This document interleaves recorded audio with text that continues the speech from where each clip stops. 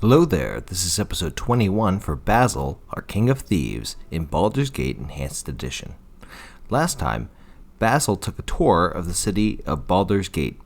He went around, chatted with the locals, and saw the sights from every section of the city. But such a city is more than just the buildings and the locals. It's also sneaking around into those buildings and stealing from the locals. So, let's do a bunch of quests. Now, the first place that Basil is going to hit up is going to be the building right next to this location here. It's conveniently labeled on the map as the quote-unquote Thieves Guild. Don't you just love 90s RPGs? Anyway, we're going to need a password to get in. Now, there's no real clue that I could think of that gives it to you, but the answer is going to be Farfad. I don't know how to pronounce that, but that's what the clue is. We're going to look in this barrel here, and this barrel here gives us one of those lovely, lovely tomes. Now, this tome here is the Tome of Quickness of Action, which grants us bonus to dexterity. Very nice for a thief. It's kind of ideal. Just like every tome, we're going to give it to Basil, and he's going to use it. And then we're going to chat with this lady here, who will be kind of a storekeep where you can get a lot of nice items. We're going to, of course, pick up several items here. I'm not going to show you all of those details, but I will kind of just tell you that there is a person here where you can sell stuff to. And, of course, there's also folks here in this Thieves Guild where you can get quests from as long as you are a thief. There you go. We're not going to do the Thieves Guild quest right now, but we will make sure that we check that place out later if Basil's still alive. We're also going to check out this store here. This is kind of the magic shop, the version of High Hedge. It's called the Sorceress Sundries. We're going to chat with this gentleman here, and we can aim to try to pick up some more magic items, as well as some powerful scrolls for Dynahair to cast. From this point, we'll go ahead and leave the store. And after a little more exploring, we're going to head north to the final little corner of Baldur's Gate that we haven't visited yet. And we are stopped by this gentleman named Merrick, who asks for a moment of our time, and then proceeds to tell us that he works for the Iron Throne. Clearly, he is a man of dubious intent. And he basically gives us a warning to back off of the Iron Throne, basically saying that we are disrupting too many things, and that we need to cut our childish antics out. He doesn't quite say it that way, but he basically tells us to cut it out, and that we'll be seeing him later if we don't. And then he and his companion Lathander walk away. After checking out this area, let's go ahead and have Basil check out the center of Baldur's Gate one more time. Maybe we can check out that festival carnival atmosphere that's right at the center of Baldur's Gate. So he's going to make his way down south. And lo and behold, screaming and running at him is Lathander. Lathander, the gentleman who we just ran into. Somehow, miraculously, he got here quicker, although I don't think it's as much of a miracle because he's clearly wearing boots of speed. He warns us that Merrick has poisoned us, or at least has poisoned Basil, and that after 10 days, if we don't find the antidote, then we will die. That's not good. So, since we want to continue living, we need to basically follow through with what Lathander says, or we can, ask, why don't we just kill him and take the antidote for ourselves? Lathander, of course, says that he's not so stupid to leave the antidote on himself. So we agree to help him because Lathander clearly is doing this out of his own control. Basically, he is under the powerful spell of what's called a geesh, or basically it's like a control spell that if he disobeys it, he will literally start to wither away. So anytime you hear anybody refer to a geesh, that's what happens. So Lathander basically sends us to this diviner who can try to discern how we free Lathander from his geesh. And we pay 50 gold.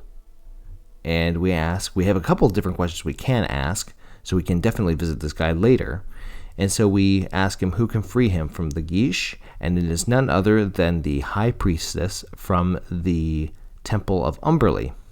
We let Lathander know this, and he says he's going to go to the Blade and Stars Inn while we do his work to get himself free.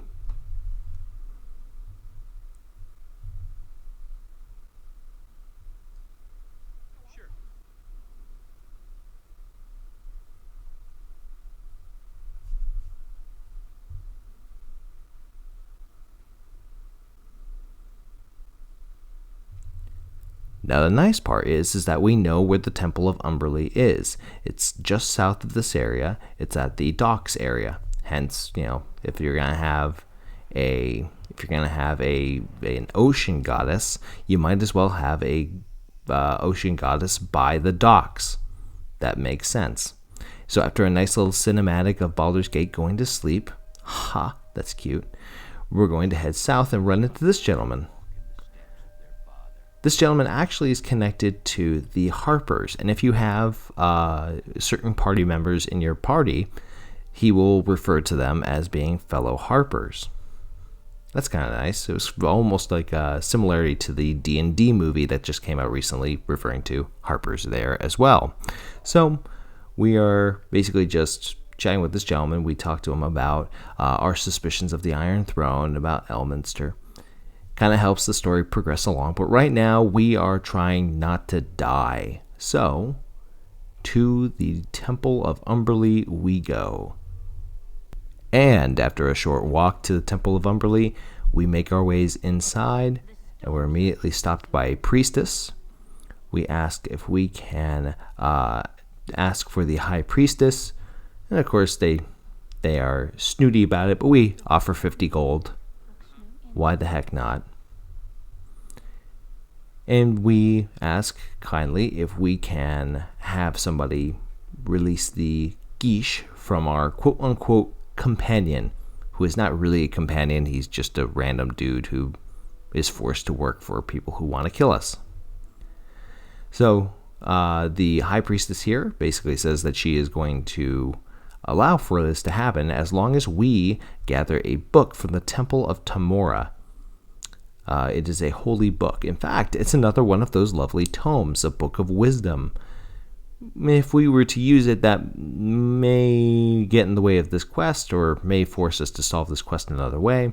But Basil is going to play it smart, or rather a character who doesn't really value his wisdom much, and he is going to go to the Temple of Timora.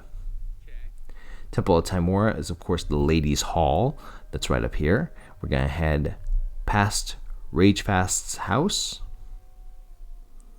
and we're going to head to the Ladies' Hall. And of course, we're stopped by this gentleman who tells us about his mercantile issues.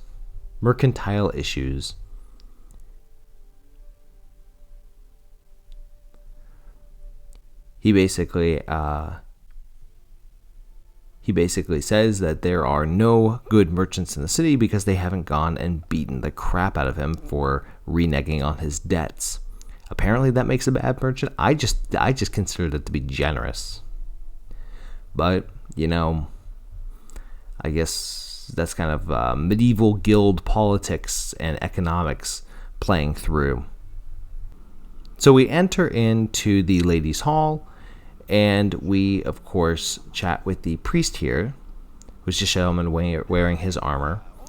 And we basically can just straight up ask him for the book. Now, once we ask him for the book, he, of course, is going to be a little skeptical of our request. But, of course, if we tell him that that we are going to literally die if we don't take this book, then he actually kind of looks into our hearts and sees that we are not here out of some idle, evil intent, that we are actually legitimately trying to save ourselves. So he hands over the book. Very interesting. I wonder if that strategy would work for, taking other things from people. Oh, we're going to be stopped by this little boy here, this young man, asks for our assistance. This actually leads to a very interesting quest that also involves the Temple of Umberlee and also involves a priest, a different priest, from the Temple of Timora. So we're going to go ahead and just take care of this quest as well, since it's right here. So this young man asks if we can have his assistance. One of his friends, his life is, well, he's actually technically dead, but we're going to try to see if we can possibly bring him back. So here's his father. His father is basically a priest of the Temple of priest of the Temple of Timora, and his son, along with this young man here, were just kind of playing around in the Temple of Umberlee, and ended up getting into trouble, getting caught, and then subsequently the young man got himself killed. That's not healthy. So we're going to go ahead and try to get back his body so that he can be resurrected. After all, priests can do that sort of thing in the Baldur's Gate universe. So, but of course he's also playing with the idea of, oh, Timora is a goddess of luck, and oh, maybe this is just fortune telling me whatever, right? And, Basil basically says, look, luck or not, the kid was just screwing around, right? Kids screw around. They do stuff. It doesn't mean that you have to, get a flail to your skull or anything like that. If I had a flail to my skull every time I messed up, well, my head would not be there. Anyway, so we're going to go ahead and mark our way back down to the Temple of Umberlee, since we also have the holy book that is required for the Geesh cure, and we're going to head back to the Temple of Umberlee as mentioned. Basil returns to the priestess of Umberlee. Now, him being very coy, when asked if he has the Book of Wisdom, he's just go ahead and say he doesn't quite trust this priestess. But once he has what he needs, he is an honorable thief, and he will hand over the precious book. So with that, we have the tome. We have the cure for the Geesh. We are, of course, going to also ask about the young man that was left behind. We are going to be willing to pay 2,000 gold for the return of the body. I don't know why they needed 2,000 gold for a child's body. It's kind of gross. But with that, Basil returns to the home. Basil's going to return to the home of the priest of Timora in order to get the reward. In the household, the priest heads to the back, and they go ahead and cast the Return from the Dead ritual, and the young boy has returned to life. Thank God he's not a zombie. That would be really, really awkward. But no rest for the wicked. That's right. Just because you were dead doesn't mean you're not going to get grounded. That's right. This young man is in so much trouble. You don't go sneaking to an evil goddess's temple without getting your ass slapped. Don't be playing around like that. It's a lesson for you kids out there. Don't go messing around like that. Evil goddesses don't like being snuck into. Anyway, we're going to go ahead and return to the young man who evidently saved his friend, and he gives us 2,000 gold. Because, that's what he has in his back pocket. But we do get a nice 5,000 experience points out of the matter, so that's kind of nice.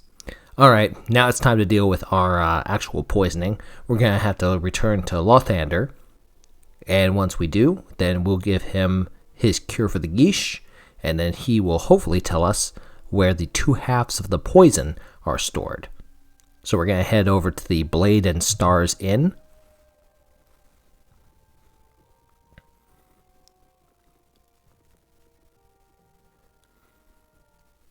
And we're going to head upstairs. There's a lot of extra faces all around. They can be called out if there's a certain party member with you. So we're going to chat with Lothander. Basil's going to give the cure for the Geesh, and he's going to say that Merrick is in the Blushing Mermaid before he scurries off. Fun fact, when you actually look at the potion of antidote, it actually turns out that it's not really much of an antidote at all. It's basically just colored water. What a nice guy. Anyway, so we're going to head over to the Blushing Mermaid at the top part of the map, the northeastern part of Baldur's Gate. Now inside, there is yet another bounty hunter. This is Lars. Lars, at least in the original game, has more HP than any other character in Baldur's Gate. He has a whopping 140 HP compared to some of the other characters that had significantly or had less. So that I think has changed with the Enhanced Edition and may have even changed with Tales of the Sword Coast, though I'm not entirely sure. With that being said, Lars, of course, immediately accuses us of being Basil Redjoy, which Basil can weasel his way out of it, but we also know that we can kick this guy's ass, so we're going to just go ahead and kill him. Unless the crew is not actually fighting. Yeah, fun fact, when you don't turn on AI, then we're going to not actually do the fighting. We're going to give a potion of healing to Minsk, and hopefully he'll get out of combat quickly enough. Well, he's going to heal first, and then he's going to get out of combat. Basil, I'm going to have to run to the back to try to get out of combat. I'm going to have Viconia try to cast a spell. She can't cast Hold Person, because that's not going to work. But she'll cast Command, and then we'll just fire anything we can at him with our magic users.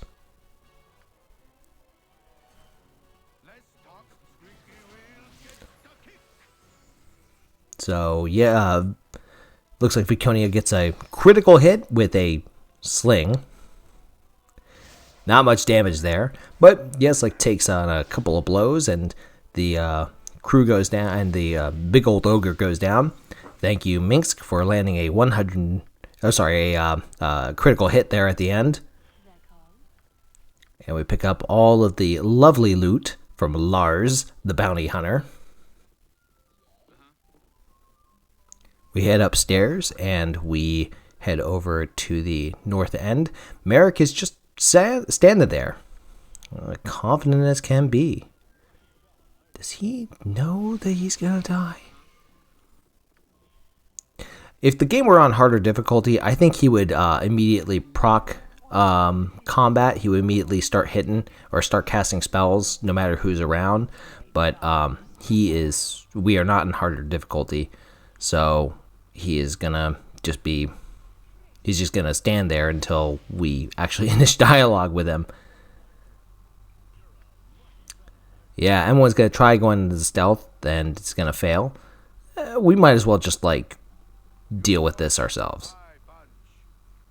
He is a bard, or he is at least a mage thief, or a thief mage rather. So he will cast spells at us, and but that's no use against backstab, which I do 28 damage from a critical hit, but no backstab. And with that, we get the antidote to the potion. It's a neat little potion that actually cures poison 10 times, which is really nice, and cures even the most fatal poisons. And we get 10,000 experience from it. So it's a really nice quest to do to get experience in moving all around the city. But with that, we are done in the Blushing Mermaid. We'll go ahead and rest here for the evening, and then we will tomorrow get a chance to explore more of the city, and maybe check out what the Flaming Fist wants us to do in regards to uncovering the mystery of the merchant houses. Try to figure out what we can do to try to solve the issues of Baldur's Gate. In the meantime, if you like what I do, and you're interested in following other content for Baldur's Gate Enhanced Edition, or Baldur's Gate 3, or Vampire the Masquerade Bloodlines, you should check out my other videos. I have starter guides, I have playthrough videos. If you like what I do, go ahead and leave the video a like, or leave a comment, and subscribe to the channel. In the meantime, thank you so much for watching. Take care, and good luck. We're all counting on you.